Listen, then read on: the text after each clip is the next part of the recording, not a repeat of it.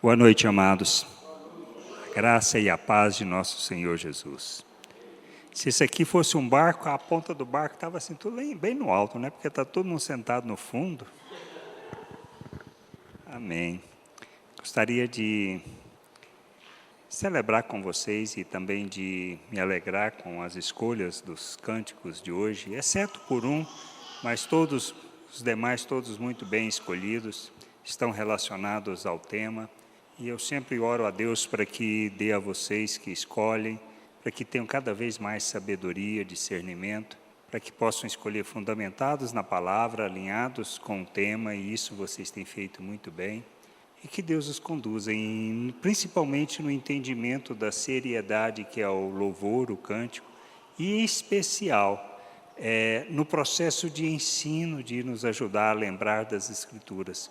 Por isso, assim, que Deus dê cada vez mais sabedoria a vocês, discernimento, para que vocês possam escolher cada vez mais, não só os cânticos alinhados com as Escrituras, mas que estejam alinhados ao tema do dia. E hoje realmente foi algo que muito me alegrou, a escolha dos cânticos, tá? O tema que nós vamos tratar é aquela questão justamente do estudo da semana, a lamentação de Elias, que trata justamente do que Deus nos sustenta em momentos de fraqueza e desânimo. Por isso o título que eu dei para a palavra de hoje é Desistir? Jamais. E é isso que a gente precisa entender. Podemos desistir? Nunca. Podemos até pensar na possibilidade, mas jamais desistir. Porque Deus nos chama para algo muito maior, muito superior, e a gente precisa justamente compreender isso, compreender todos os passos, e pelas dificuldades, pelas lutas, pelos medos que nós passamos, porque isso faz parte da vida, faz parte do nosso processo. E a gente precisa compreender isso, compreender que isso é normal, isso faz parte da vida. E entendermos também, ou seja, aprender que a gente precisa, nós necessitamos aprender a agir não por aquilo que a gente está vendo, não pelas circunstâncias da vida, não por aquilo que nós estamos passando, enxergando, mas a gente precisa crescer e aprender a andar pelas promessas de Deus, promessas que revelam aquilo que Deus tem para as nossas vidas. E a gente crescer nisso, compreender estas coisas, é algo que vai nos trazer o conforto, o consolo, justamente quando a coisa estiver bem escura, tá? Ou até mesmo diante das circunstâncias, daquilo que a gente precisa aprender e crescer, para que a gente possa viver plenamente aquilo que é o propósito de Deus, a missão que Ele tem para nós, de maneira que a gente ande com sabedoria, com graça, diante de seus olhos. Amém? O texto, ele está relacionado ao quê? Os textos do Velho Testamento que a gente está usando. Ele está justamente tratando de uma questão de Israel. Vocês se lembram, nos estudos que nós fizemos, nas palavras ministradas, o reino foi dividido, 2 tribos, Judá e Benjamim, ficaram justamente sobre, vamos dizer assim, sobre a questão da hereditariedade do reino para a família de Davi, para os filhos de Davi. E o reino de Israel, que foram as demais tribos, Deus escolheu, e este foi o processo que aconteceu, mas só que o que a gente vê na história, que as pessoas foram se afastando cada vez mais, e nós tivemos alguns estudos, algumas palavras aqui, que tratou justamente dessa questão da idolatria.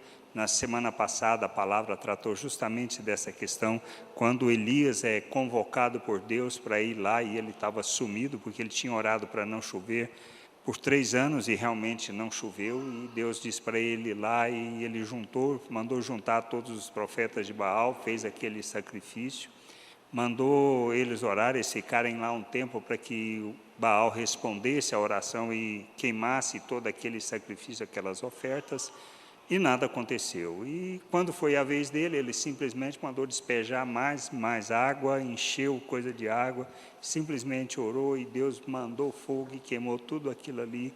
E aí eles viram justamente a questão do operar de Deus de Israel, e ele fala, olha, escolham a quem servir, tá? A Deus ou continuar a servir na Baal. E esta muitas vezes é a questão do que a gente precisa. precisa aprender a fazer as escolhas. Muitas vezes a gente pensa, eu vou andar com um olho no mundo e um olho nas coisas de Deus. Isso existe? Não. Isto é aquilo que a gente fala, você está em cima do muro. Quem está em cima do muro está de que lado? Está do lado do reino do mundo e não está do lado do reino de Deus. Está equivocado quem acha que tem a possibilidade de estar do lado do reino de Deus. Quem ama as coisas deste mundo, quem prioriza as coisas deste mundo, ainda não entendeu a gravidade e a seriedade dessa escolha.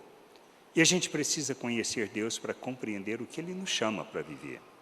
Bom, qual é o cenário que a gente tem desse texto?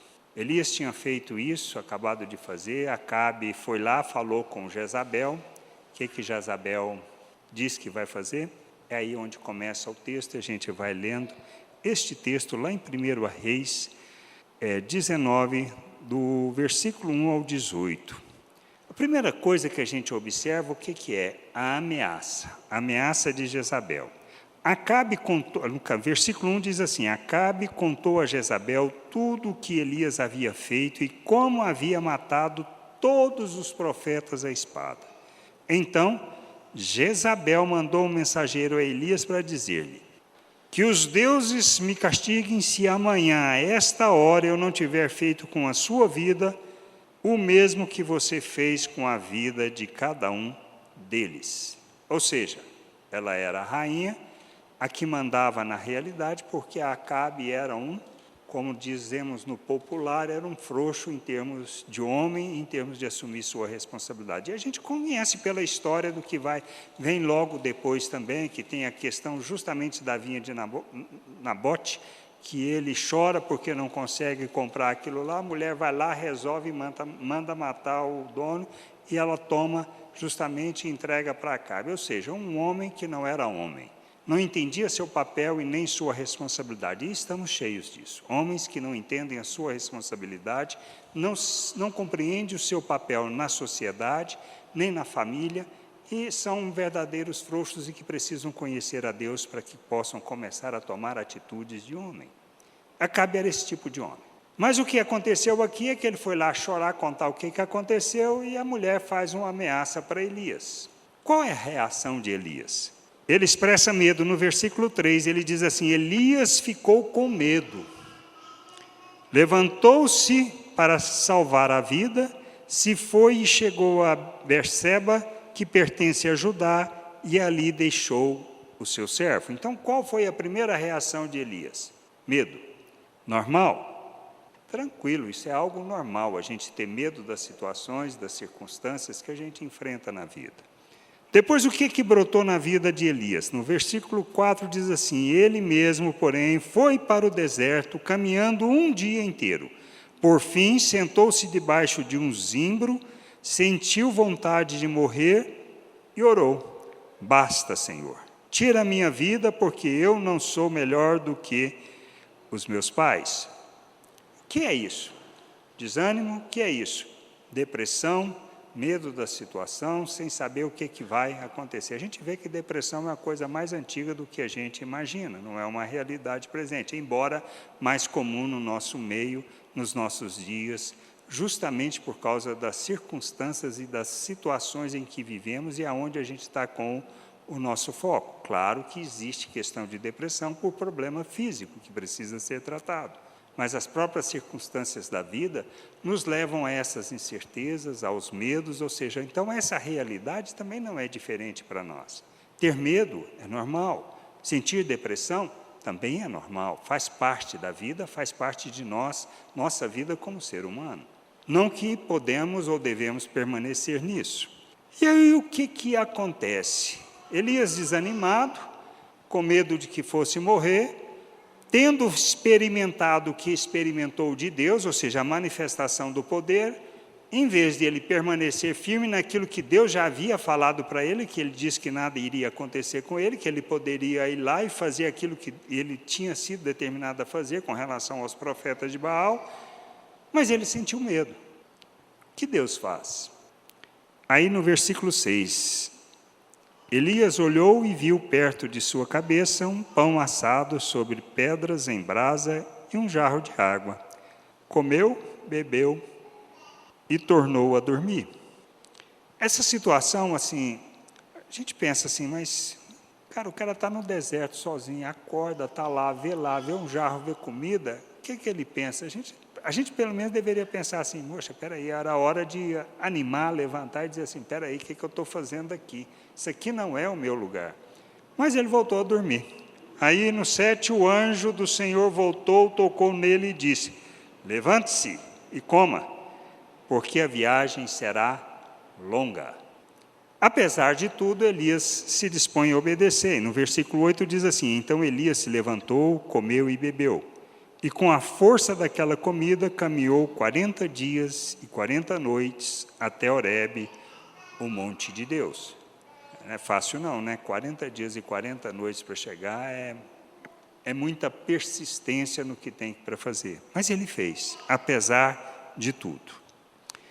Quando ele chega no Monte Horebe, o que acontece?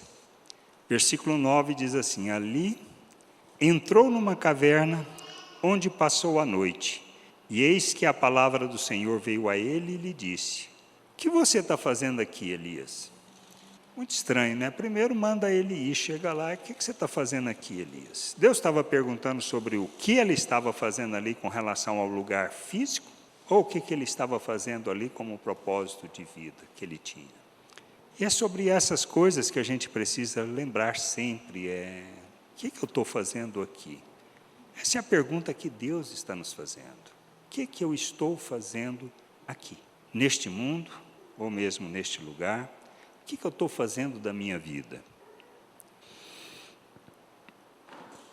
Aí a gente, como Elias, muitas vezes responde, lá no versículo 10 diz assim, ele respondeu, tenho sido muito zeloso pelo Senhor, Deus dos exércitos, porque os filhos de Israel deixaram a tua aliança, derrubaram os teus altares e mataram os teus profetas à espada, só fiquei eu, e eles estão querendo tirar minha vida. Aonde estava o foco de Elias? No medo. Ele diz assim, olha, eu fiz tudo como o Senhor mandou, do jeito que o Senhor queria, como o Senhor pediu, eu fiz, agora quer me matar. No fundo, o que ele estava declarando? Eu estou com medo. Deus responde Elias? Não. No verso 11 diz assim, então foi-lhe dito, saia daí e fique diante do Senhor no monte. Eis que o Senhor estava passando, e um grande e forte vento fendia os montes e quebrava as rochas diante do Senhor. Mas o Senhor não estava no vento.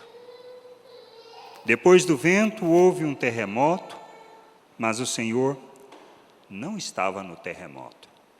Depois do terremoto veio um fogo, mas o Senhor não estava no fogo. E depois do fogo veio o som de um suave sussurro. Quando Elias ouviu isso, cobriu o rosto com o manto e saindo, pôs-se à entrada da caverna. Eis uma voz que lhe disse, o que você está fazendo aqui, Elias? O que Elias respondeu? 14, ele respondeu, tenho sido muito zeloso pelo Senhor, Deus dos exércitos, porque os filhos de Israel deixaram a tua aliança, derrubaram os teus altares e mataram os teus profetas à espada, só fiquei eu. E eles estão querendo tirar minha vida. Ele não respondeu nada diferente de quando perguntou, apesar de todo o poder que Deus manifestou. E Deus se revelou na onde? Naquela questão justamente da brisa suave. E aí o que Deus falou para ele? Verso 15, então o Senhor disse a Elias, vá, volte ao seu caminho para o deserto de Damasco, chegando lá, unja Azael como rei da Síria, unja também Jeú, filho de Ninsi, como rei de Israel, e Eliseu, filho de Sefate, de Abel-Meolá, como profeta em seu lugar. Isso aqui é o que Deus mandou ele fazer. Ele fez isso, só entrou na jogada o Eliseu, o restante ele não fez. Tá? E a gente lê pela sequência dos livros que aquilo que Deus tinha falado, que fala logo a posterior, diz assim, No verso 17 diz assim: quem escapar a espada de Azael, Azael ele foi ungido rei da Síria, tá? No lugar de Ben-Hadad. Jeú o matará, ou seja, quem Azael não conseguir matar, Jeú vai matar, que foi eleito, seria também consagrado rei de Israel. E quem escapar a espada de Jeú, Eliseu o matará. Ele está falando justamente desses que estavam, ou que Elias tinha medo, acerca de que matariam ele, ou seja, acabariam com ele. Mas Deus revela uma coisa a mais para ele. Também conservei em Israel 7.000, todos os joelhos que não se dobraram a Baal e toda a boca que não o beijou. Só no final Deus dá esse entendimento e essa compreensão para ele, que ele não era o único, que tinha muito mais do que ele imaginava, esperava, porque ele só estava achando que ele era a cereja do bolo, o único que tinha ficado nessa história toda e que iria morrer. E Deus disse que não, tá? Tanto que depois de Deus falar para ele, manda ele voltar, e ele volta, e ele volta, aí ele unge Eliseu. Justamente a partir desse momento, você lendo na história, até mesmo na sequência do capítulo, a partir do verso 19, você vai ver a história de Eliseu, que ele é daquela canção que tem, que eu queimei as carroças, tudo, é justamente baseado nessa passagem, tá? Onde Eliseu vai, queima e segue a Elias. E Elias vai atrás, Eliseu vai atrás de Elias, não larga o Elias de jeito nenhum. E aí tem a situação que a única coisa que Eliseu pede é que ele tenha uma porção dobrada do mesmo espírito de Elias. E ele recebe isso. E Elias vai para o céu. Tá? E aí na sequência você vê em 2 Reis, tudo, quando Eliseu que é responsável por apontar Azael como rei da Síria, e inclusive Eliseu chora, porque ele vê o mal que Azael irá fazer para a nação de Israel. E Jeú não faz diferente, ou seja, Jeú também é outro que é eleito, vamos dizer assim, ele é consagrado rei de Israel, e que não era eleito, ele era apontado, era consagrado, e ele realmente faz vamos dizer assim, um genocídio com relação a todos os profetas de Baal e todas as pessoas que adoravam Baal. E a gente vê isso na história. Tá? Mas o que isso tem a ver com a nossa vida? Tem tudo a ver, porque as mesmas atitudes de Elias são as nossas atitudes, são as nossas posturas, são os que nós fazemos, as situações em que nós vivemos. Porque diante do incerto, o que a gente sente? Medo, incerteza, dúvidas sobre o que irá acontecer. Se é para fazer alguma coisa, muitas vezes nós temos dúvidas se é para fazer de fato. Nós não temos fé para pôr o pé nas águas, como Moisés, quando Deus fala, olha, vai em frente, não tem que ficar aqui orando e pedindo, é para pegar e enfiar o pé nas águas, que as águas vão se mover. Então, muitas vezes nos falta isso na nossa vida. São os medos, as incertezas, as inseguranças, tudo isso faz parte. E a gente entra num processo de depressão, entra. De tristeza, sim, entra. De medo, sim. De desânimo, sim, entra. Isso faz parte da nossa vida. Faz parte da jornada. É isso que a gente precisa entender. Isso não é novidade. Não foi para Elias e não é para nós. E nós precisamos olhar essas coisas tendo esse olhar das Escrituras, ou seja, conhecendo as Escrituras, compreendendo que essa é uma realidade da vida, a gente possa olhar com outros olhos, não com os olhos naturais, como Elias fez, mas aprendermos a olhar segundo aquele que são os olhos da eternidade. Paulo nos deixa claro, e foi uma das canções até que fala justamente em Romanos 8, não é luta, não são as atribulações, não são perseguições que a Brenda comentou com gente antes do cântico. Essas coisas fazem parte da vida. Mas quem nos sustenta, quem nos mantém é o amor de Deus. E é isso que a gente precisa conhecer, compreender. Porque à medida que a gente passa a olhar, ou cresce nessa jornada, nessa compreensão, a gente passa a olhar as coisas de maneira diferente. Aquilo que parecia ser tão difícil, tão impossível, a gente pensa assim, faz parte da vida. Aí a gente lembra do Salmo 23, mesmo que eu ande pelo vale da sombra da morte, não temerei, que a tua vara, o teu cajado me consolam, eles me guiam, E a gente vê a mão de Deus fazendo isso, nos conduzindo. Se é uma questão de enfermidade, de doença, a gente não precisa temer. Qual é o pior que pode acontecer com um filho de Deus? Morrer. Qual é o melhor das coisas que a gente espera? Ou pelo menos deveria esperar? Morrer. Porque é o que nós esperamos. Morrer nessa vida, aguardar a volta do Senhor, ou que Ele volte logo, para que a gente possa ser revestido de um novo corpo e desfrutar daquilo que são todas as promessas. Mas se existe em mim o medo, é o que João fala na primeira carta. Perfeito amor lança fora todo medo. E é conhecer este amor que vai fazer com que a gente ande nessa jornada, de maneira que a gente perceba essas coisas. Que a gente olhe, mesmo que a gente temporariamente, vamos dizer assim, entre naquela cilada, a gente olhe para frente e diga, espera aí, isso faz parte da jornada, vamos em frente, vamos seguir. Deus tem algo nisto aqui para nós. Deus quer que faça algo, Deus deseja algo, mesmo nas incertezas, mesmo nas dúvidas, mesmo sem saber o que vai acontecer. Quando a gente olha a vida de Paulo, ele provavelmente não entendeu a maioria do sofrimento, das cadeias que passou, por todas as lutas que ele passou. Mas se ele não tivesse passado por isso, nós não teríamos boa parte das cartas que ele escreveu. Deus estava preocupado com Paulo, sim, como seu filho. Mas ele tinha que manter Paulo preso para que ele pudesse escrever. Porque se ele não tivesse preso, o que ele iria fazer? Ele ia para lá. A gente iria ficar sabendo qual foi o problema, o que foi discutido, qual foi a recomendação dele? Não. E as cartas de Paulo traduzem isso. Que nos ensinam sobre uma realidade que nós somos chamados para viver, que não tem nada a ver com religião. Não tem nada a ver com dogmas, com regras, com nada. É compreendermos a realidade eterna que Ele nos chama para viver neste mundo, que não é fácil. Que vamos ter dificuldades, vamos ter lutas, dor de cabeça, problemas, vamos enfrentar desafios que a gente muitas vezes sabe, Senhor, para onde vai levar isso? Não sei.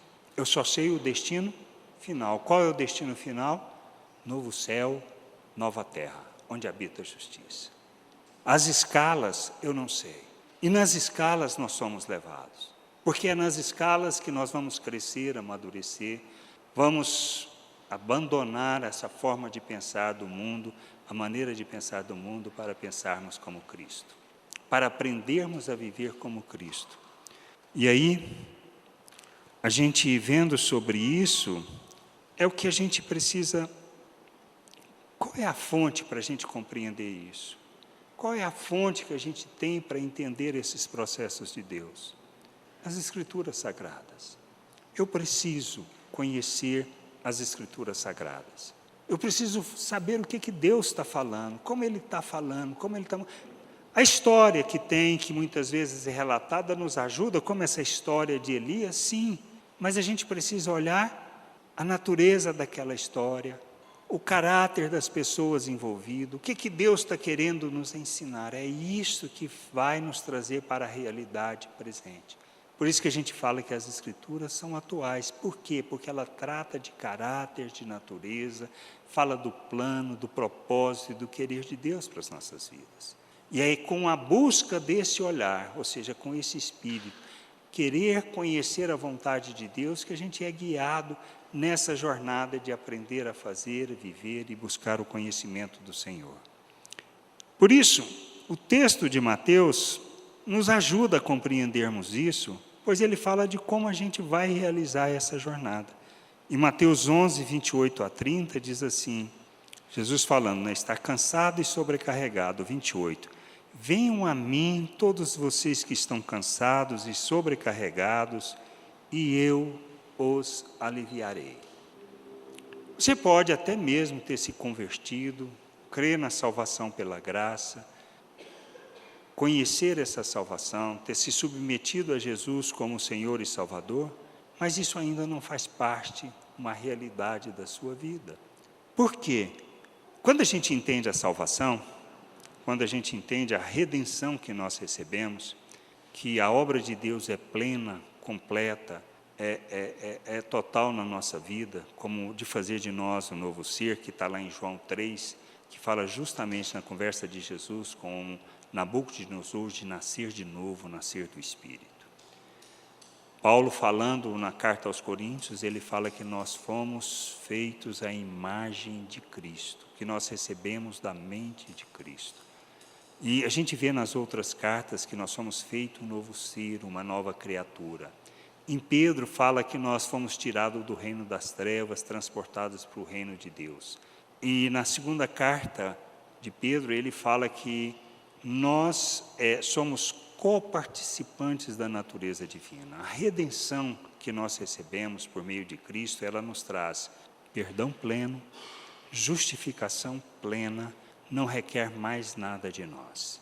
Essa obra é plena e total, e ainda Jesus, com a sua oferta, com o seu sacrifício, nos coloca na presença de Deus e nos apresenta de forma santa, inculpável e irrepreensível.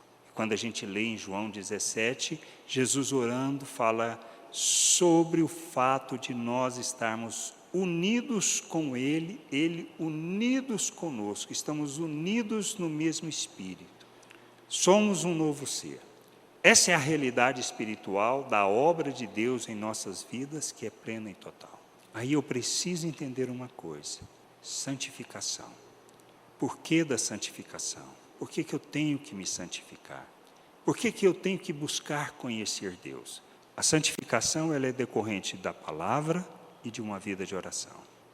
Essas duas coisas fundamentam o processo de santificação na minha vida. E a santificação é para que eu possa ver Deus? Não.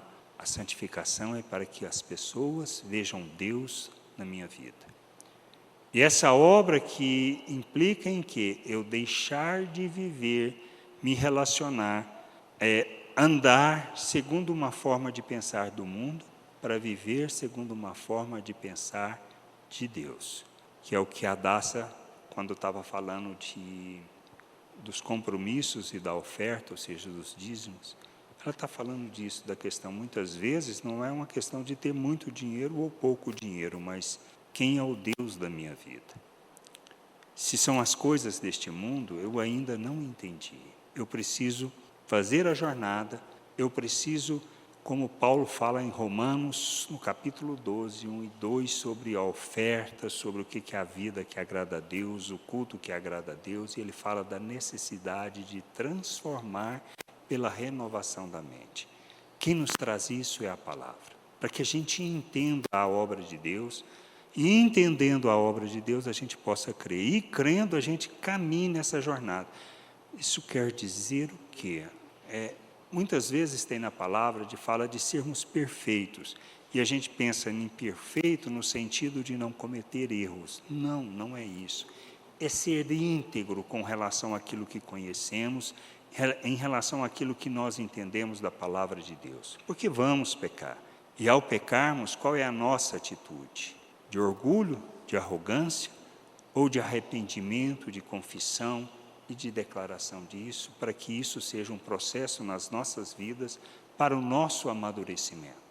Então é isso que a gente precisa entender. Ser íntegro é estar, ou perfeito nas Escrituras, é estar alinhado com aquilo que Deus nos chama para viver, revelando o seu amor, sua misericórdia, sua graça, sua bondade, sua justiça, mas não revelando ganância, hipocrisia, mentira, maldade.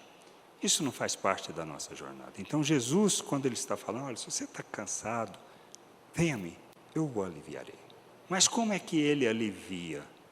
Aí diz, no verso 29, tomem sobre vocês o meu jugo e aprendam de mim, porque sou manso e humilde de coração, e vocês acharão descanso para a sua alma. O que é jugo? O que é o jugo que Jesus está falando? Jugo se trata, no caso específico, para que a gente possa entender o processo, talvez a maioria, eu não sei se da idade de vocês, se vocês já viram carro de boi. Todo mundo já viu carro de boi na vida aqui ou não? Ou alguém não viu carro de boi? Joãozinho, então você vai na internet, no Google, você vai procurar por carro de boi. Como é que é um carro de boi? Aí você vai ver uma manada de boi na frente, puxando um carro pesado, tá, de madeira pesado para dedéu. Mas, além disso, eles enchiam esse carro de carga, que era para levar as mercadorias, o arroz, o feijão que colhiam, todo o material que colhiam, para a cidade para poder negociar. Os fazendeiros faziam isso. E esse carro de boi era puxado por bois. Tá? E era uma madeira que coloca-se na nuca do boi, amarrando um ao outro, cada par de boi, tá? E eles puxavam esse carro através prendendo um ao outro, e esse pau prendendo no pau do meio do carro de boi, eles puxavam aquele carro, aquela carga. Agora, o importante entender não é esse aqui, porque Jesus está falando de jugo, do jugo dele. Como é que um boi novo aprendia a puxar um carro de boi? Eles sempre punham o boi novo junto com o boi velho. O boi novo aprendia com o boi velho o que tinha que fazer. O que Jesus está nos chamando para fazer é nos atrelarmos a Ele, para que Ele nos ensine nessa jornada. Porque o jugo dele é tranquilo, o fardo que ele tem é leve. Não é mole, mas é leve. Se a gente entender o processo, é leve.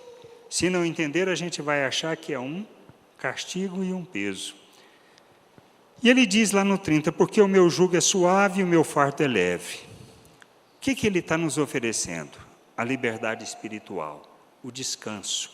O verdadeiro descanso, apesar de tudo que nós iremos passar neste mundo. Ele diz em João, assim, olha, eu dou-vos a minha paz eu dou. Não vou-la dou como o mundo a dá. No mundo passareis por aflição. E Paulo repete isso em Romanos 8, quando ele fala justamente, olha, não é aflição, não são as dores, não são as perseguições, não é fome, não é o frio, não é nada. Não são vamos dizer assim, as voragens do mar que 3 vezes, ou 4, não me recordo bem, que ele ficou lá e não foi isso. O amor de Deus é que o sustentava, aquilo que Deus dava. E é isso que Deus nos chama para viver. Independente da situação, independente do que esteja passando, a gente ter o descanso de saber quem está no controle, quem está na direção, quem está nos guiando. Por isso a gente precisa conhecer esse jugo, precisa conhecer esse fardo, porque a gente tem os fardos humanos que falam de quê? Do sofrimento, das lutas, das dificuldades, dos problemas. O fardo de Jesus fala do quê? De uma vida de obediência, fala de graça, fala do amor. É leve e é compartilhado com Ele. Nós somos chamados para viver isso com Ele. Por isso nós estamos unidos a Ele. E o fardo da missão? É a responsabilidade que Deus entrega para cada um de nós neste mundo. E também nos entrega como família, como povo de Deus. Por isso eu preciso crescer, eu preciso amadurecer para conhecer a minha função no corpo, o meu papel no corpo e desempenhar esse papel com sabedoria, com graça, crescer nisso de maneira que eu possa revelar essa graça de Deus ao mundo. E a gente lendo em 2 Coríntios, quando a gente vê essas situações, as dificuldades, os problemas, então, como é que a gente faz isso? A gente precisa aprender a fazer segundo uma perspectiva eterna, segundo os valores eternos. Lá em 2 Coríntios 12, eu vou ler do 7 ao 10, diz assim, é aquilo que Paulo fala, e para que eu não ficasse orgulhoso com a grandeza das revelações, ou seja, o conhecimento que Deus tinha dado a ele, foi-me posto um espinho na carne, mensageiro de Satanás, para me esbofetear, a fim de que eu não me exalte. 3 vezes pedi ao Senhor que afastasse de mim. O que é esse espinho? Faz a menor diferença, tá? Sabemos que é algo que impactava a vida dele e que afetava justamente a questão do orgulho e talvez da independência que ele queria ou desejava ter e que aí ele passava a depender dos outros. Então ele me disse, no verso 9, Jesus respondendo, a minha graça é o que basta para você, porque o poder se aperfeiçoa na fraqueza. De boa vontade, pois, mais me gloriarei nas fraquezas, porque sobre mim repousa o poder de Deus. Por isso, Sinto prazer nas fraquezas, nos insultos, nas privações, nas perseguições, nas angústias por amor de Cristo, porque quando sou fraco, então é que sou forte. Isso lembra o texto de Mateus 5, Sermão da Montanha, quando Jesus fala das bem-aventuranças, e ele diz: bem-aventurado é o pobre de espírito, porque dele é o reino de Deus. Pobre de espírito, sabemos, é aquele que reconhece a sua miserabilidade diante de Deus. Ele reconhece que não tem nada para oferecer para Deus. E segundo a perspectiva do mundo, do pensamento do mundo, Paulo tinha muito para oferecer, porque ele era um religioso, profundamente religioso. Se você lê no que ele escreve, nas cartas, você vai ver que dos piores ele era o pior. E cresceu aprendendo de quem realmente entendia da lei. Mas ele abriu mão disso tudo, por causa do conhecimento, do sublime conhecimento de Deus, do seu amor, e de reconhecer da sua total dependência de Deus. E saber que o que o capacitava é a graça, o que o conduzia era a graça, o que o formava, vamos dizer assim, o educava, era a graça de Deus. Ele dependia inteiramente da graça. E a gente vê isso na vida de Paulo, no seu crescimento, e também a gente vê isso na vida dos outros irmãos. O Pedro, na mesma situação, quando a gente conhece tudo. Mas o que a gente tem que entender é isso. Primeiro, situação de Elias, que ele passou, é anormal? Não, muito normal, faz parte da vida. E a gente enfrenta, a gente sabe disso. Eu tenho uma jornada para fazer. Qual é a minha jornada? Aprender com Cristo. Crescer nesse conhecimento para não desistir, porque senão eu vou desistir. Porque se eu não conhecer as promessas, se eu não compreender, diante das tribulações, das lutas, das perseguições ou do que vier, eu vou desistir. E somos chamados para não desistir. E isso em tudo que a gente tem que fazer. Tudo, tudo, tudo. Aí a gente para pensar, assim, das nossas lutas, das nossas dificuldades, das situações que a gente passa, e você vê, à medida que você vai crescendo, não é que os problemas diminuem, eles só vão ficando piores, mas fica mais fácil de você olhar, ver a situação e dizer assim: Senhor, o Senhor está no controle, não vou fazer nada enquanto o Senhor não deixar claro qual é a direção a tomar, ou nessa situação o que o Senhor está querendo, independente do que está passando. Se for problema de doença, o que você faz? Você continua revelando a graça, a bondade de Deus, o amor de Deus, onde você estiver. E é isso que Deus quer. Deus não está preocupado se você vai morrer, não vai morrer, se vai ser curado ou se não vai ser curado. Ele não está nem aí para isso. Pode te curar, pode não, pode manifestar o poder dele ou não. Mas na situação, o que nós temos que fazer? Revelar Deus. Confiança, tranquilidade, saber que Ele está no controle. E qual é o máximo que pode acontecer? Morrer. Quer coisa melhor? Paulo fala que não tem coisa melhor. Eu preferiria morrer. Estar com Cristo, que é bem melhor do que estar aqui. Mas ele sabia que era necessário permanecer ainda, e permaneceu. Está por um bom tempo ainda, e veio morrer logo depois, decapitado. Então, assim, a gente muitas vezes não quer as coisas que eles passaram, que Jesus passou. A gente quer vida tranquila, vida mansa, vida sem problema. Isso vai ter? Desistam, tá? Não tem, não existe. Se Deus te chama para fazer alguma coisa, você precisa analisar de que maneira. Na perspectiva da palavra, o que é para fazer, está contradizendo a palavra? Não. Então, tranquilo. Se você tem dúvida, você pede confirmação. Deus com certeza vai enviar alguém, alguma coisa ou de alguma forma para confirmar aquela vontade de Deus. Mas a gente precisa, à medida que a gente vai amadurecendo, crescendo nesse entendimento. E isso faz parte da vida.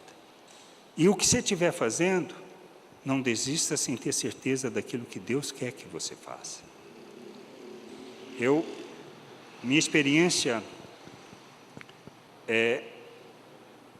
eu escrevo as reflexões, eu já faço as reflexões há muitos anos, tá? Escrever tudo aquilo que eu tenho aprendido nas Escrituras, tudo. E um dia eu entendi que eu precisava fazer isso público. A ideia não me agradou muito e muitas vezes ainda não me agrada. Mas eu comecei.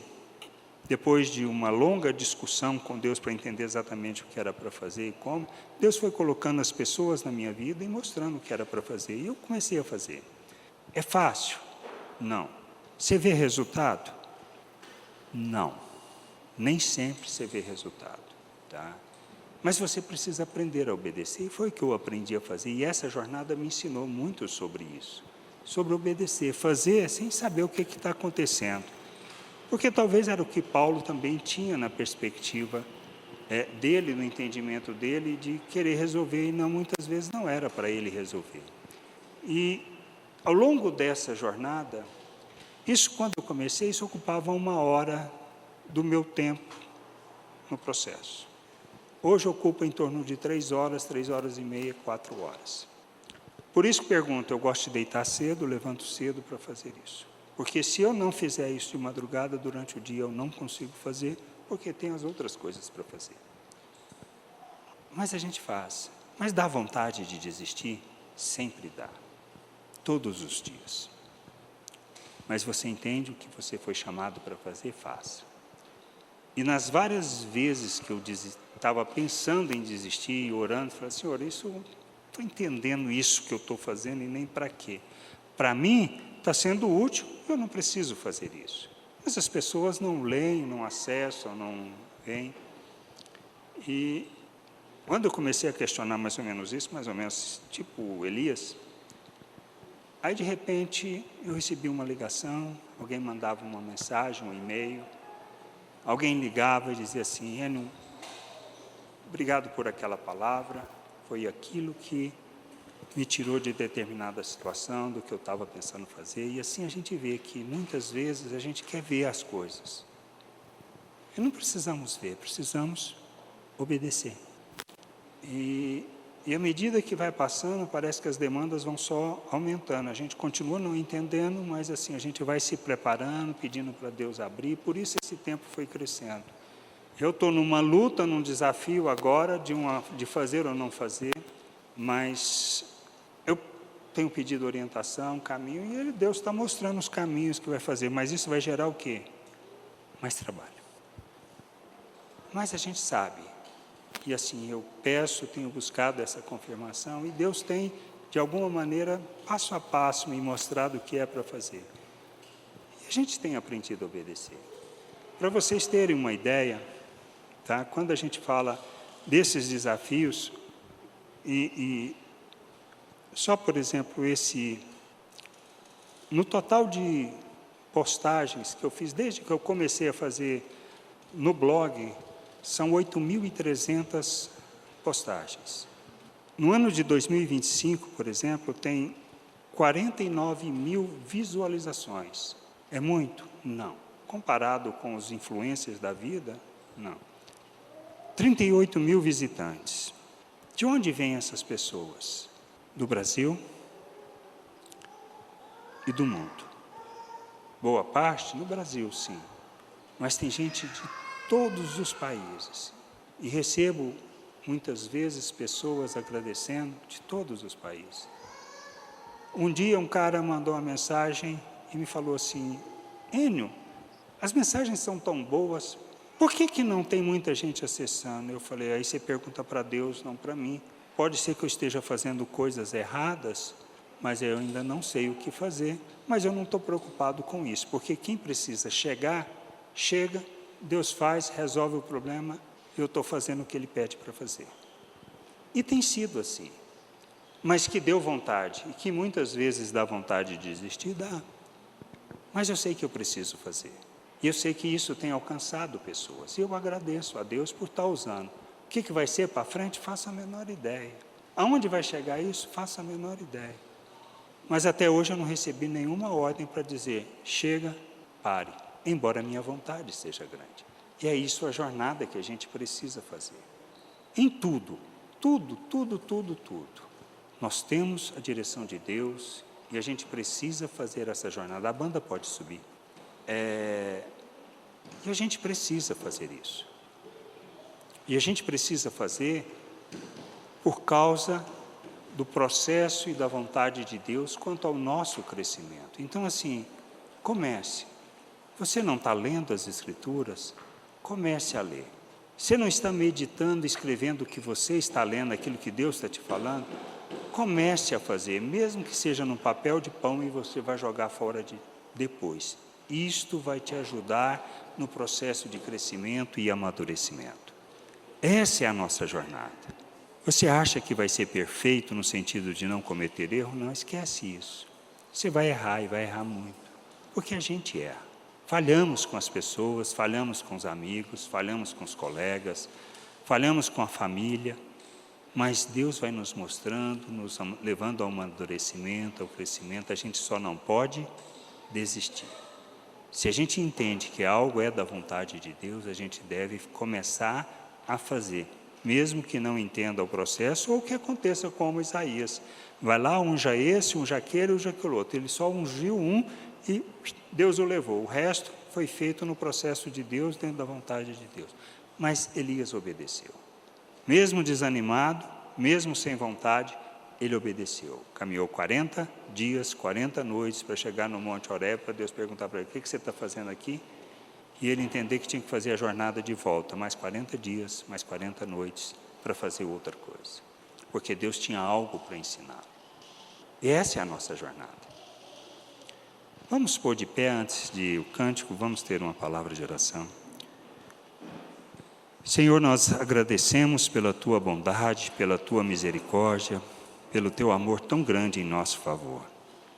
Tua misericórdia que nos cura, Teu fardo que nos guia na Tua vontade, no conhecimento, na compreensão. Ensina-nos a vivermos como filhos que revelam Tua glória. Ensina-nos, Senhor, o caminho da maturidade, da Tua sabedoria, para que a gente viva segundo o Teu coração, segundo a Tua vontade neste mundo, glorificando o Teu nome. Se conosco, guia-nos, Senhor, em todo o Teu querer, toda a Tua vontade, em toda a maturidade, abrindo, Senhor, o nosso entendimento, para que a gente seja expressão visível da Tua glória neste mundo, para o louvor do Teu nome, para a glória do Teu nome. Se conosco esse tempo e nos conduza, Senhor, na Tua graça. Em nome de Jesus. Amém.